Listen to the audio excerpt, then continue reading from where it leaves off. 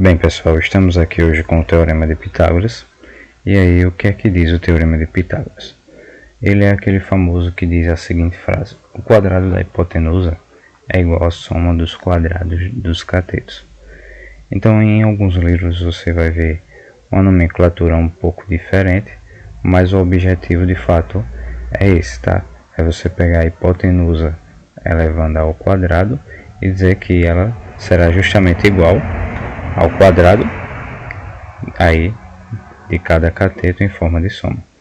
Então, só para lembrar aqui, ó, eu fiz questão de colocar aqui, ó, sobre a hipotenusa. Para você que esqueceu, a hipotenusa ela é o lado oposto ao ângulo de 90 graus. E os catetos, ó, uma vez que você achou a hipotenusa, os catetos são os outros dois lados do triângulo, tá? Então, observando aqui esse triângulo com A, B e C, observe que o lado que está oposto ao ângulo de 90 graus que se encontra aqui, ó, é justamente o A. Então, A é a hipotenusa. Então, o que é que diz o teorema? Que a hipotenusa, que é o A ao quadrado, é igual à soma, ó, então vou botar aqui, ó, a soma dos quadrados dos outros dois, aí que são, no caso, os nossos catetos, tá?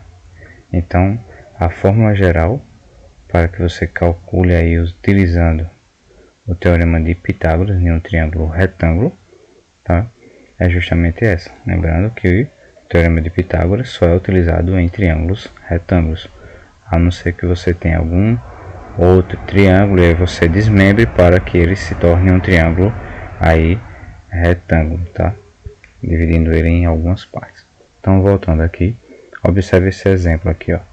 Nós temos que o ângulo de 90 graus está oposto ao lado justamente x.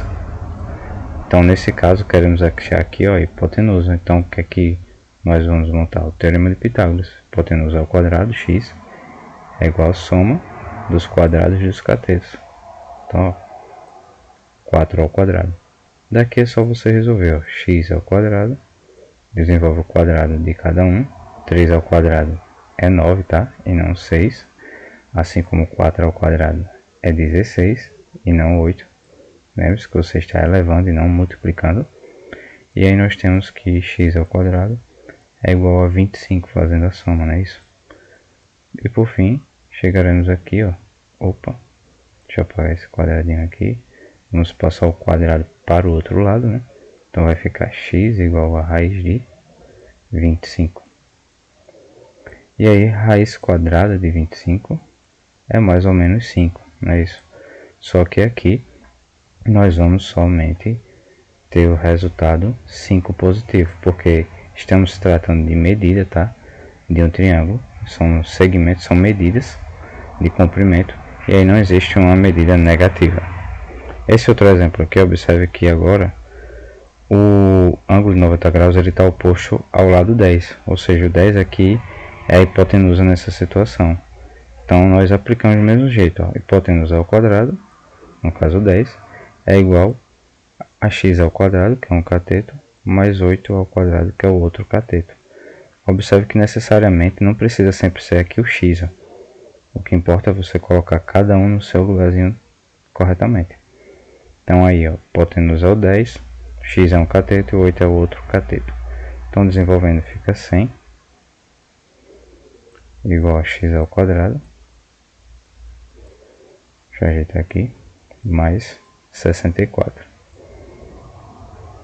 Daí você vai fazer o que? Você vai passar o 64 para o outro lado, por fim vai ficar assim, ó, x quadrado igual a 100 menos 64.